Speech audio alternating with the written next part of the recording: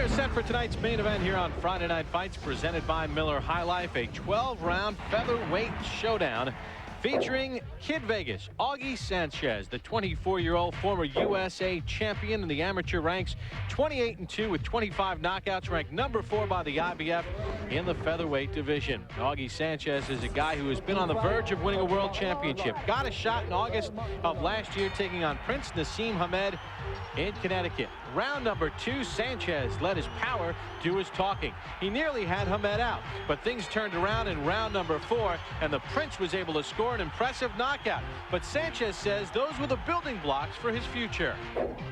I wasn't disappointed.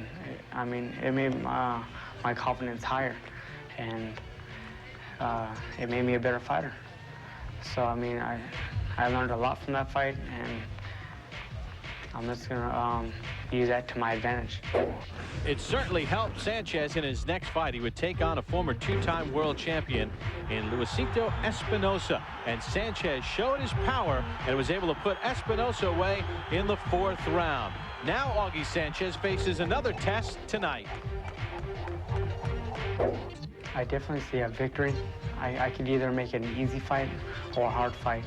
And I'm going to try to make it easy as possible.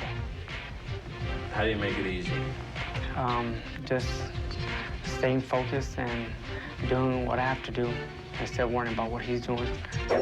His opponent is John Johnson, the former WBA bantamweight champion of the world. 29 wins as a professional, 22 knockouts. It's a career that's been plagued by problems outside of the ring, but Johnson is focused now.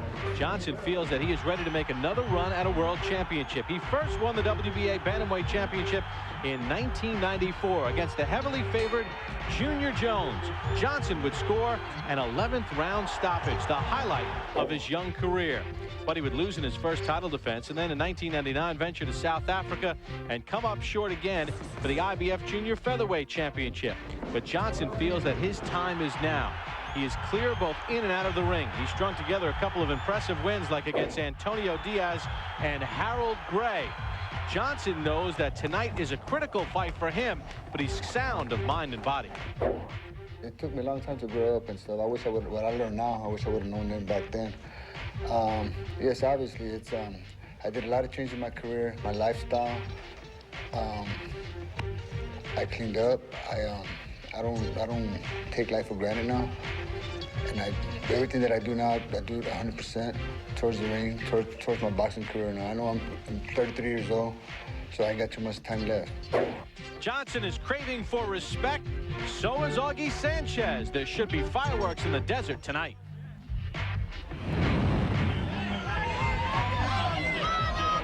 Time to break down the strategy as we take you inside Atlas's world. For Augie Sanchez, the IBF number 4 rated contender, your fight plan should include that. Once you're in, you stay in. Augie, you're good at getting inside position, so once there, stay there and punch. Don't pull straight out. You'll get caught. Make him miss and make him pay. You're good at moving and avoiding punches, but it doesn't mean much if you don't punch back. Take advantage of openings and make him pay. Finally, if you pull back, have a plan. I said you shouldn't step back once inside, but if you set a trap from the proper distance, you can lure him to you by stepping back, then looking to counter. But John Michael Johnson, you'll take a big step up if you can pull the upset tonight. Jab your way in. Don't reach. Sanchez is a solid counterpuncher, so if you reach in, Augie will nail you. You've got to jab your way in. Walk around the block. You have a habit of standing in front of your opponent. Against Augie, you can't. His quick combinations and hand speed will get you. Move, give him angles. Don't lay in front. And finally, be smart, be safe. Here you wait for just the right moment to punch after your opponent commits first. When the coast is clear, go to work. That's a smart fighter. John Michael Bam Bam Johnson has made his way into the ring. The former WBA bantamweight champion, former USBA junior bantamweight champion. 126 pounds, 29-7, 22 knockouts. 125 pounds with blue. Has 3 wins in his last 5. Good solid wins against Harold Gray and Antonio Cello Diaz. 25 knockouts. Augie Kid Vegas Sanchez. Kid Vegas, Augie Sanchez being introduced to the crowd, coming off an 8-month, 3-week layoff, which is the longest of his career. Had kidney stones the morning of the weigh-in for his scheduled fight against Robbie Peden for the NABF crown. 28-2, 25 knockouts. Has won 4 of his last 5. Had Prince Nassim Hamed hurt, but got knocked out in the 4th round. He's never been past 8 rounds, only passed the 7th round once. About a 4-hour drive from Las Vegas to watch Augie Sanchez. Unified rules are used for tonight's main event. One of the minor world titles is at stake. No 3 knockdown rule, no standing 8 count. Fighter cannot be saved with the bell in any round. Only the referee can stop it. Accidental foul. They'll go to the scorecards after 4 rounds are complete. Well, Augie Sanchez ready to roll. Had a cut left eye in his last bout. Johnson was down in the 4th round of his bout against Harold Gray, but he stopped him in the 7th round. Johnson, a notorious slow starter. The corner of Johnson feels that Sanchez has a weak chin, and boom, right hand puts him down. Maybe go out. That was a time punch. Weak chin or no chin. That was perfectly timed over the left hand. Augie Sanchez is counted out, but they could have stopped the count at 2. He got rocked, and then a right hand put him out.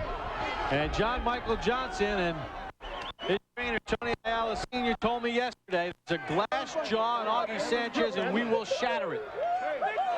The experience of the former world champion Johnson, knowing when to throw the punches. He timed the right hand in a perfect spot there over the left hand of Sanchez. Sanchez never saw that punch. His wife Sandra gives him an embrace in the ring, and Augie Sanchez is still down, and his eyes are closed. Now they're asking him to open his eyes. The doctor is looking at him. They've put some water on the back of his neck. His eyes are still closed. He's taking a deep breath. His trainer is Pat Barry, who is the father of Augie's wife, Dawn. And Augie now opening his eyes. And they'll get him up slowly in stages. He was knocked out cold. The commission is just being careful and taking it step by step and using precaution. Just being careful. They're pleading with him. Augie, open your eyes. Come on. Open your eyes. Sit down. He's still out, Teddy. There we go. There we go. Let the doctor talk to him. Stay with me. See, right now they're restraining him from getting up. They want to sit him up on the stool, which they just brought, and take it in stages. Doing a responsible job here. Miguel Diaz with the hat on. How you doing, baby? Okay? Where are you? 31 seconds of round 1.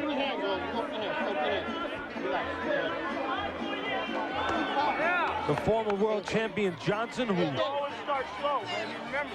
has 22 knockouts, now 23 knockouts, a sharp puncher, and most important, a guy who knows when to throw the punches. So much for being a slow starter by his own admission. And there's Augie with his wife, Dawn. I still don't think Sanchez knows he's in Indio, California right now. He got rocked early, and then Johnson timed the right hand. Take a look at it right here, Teddy. Okay, now let's go to the That's Right the hand. knockout.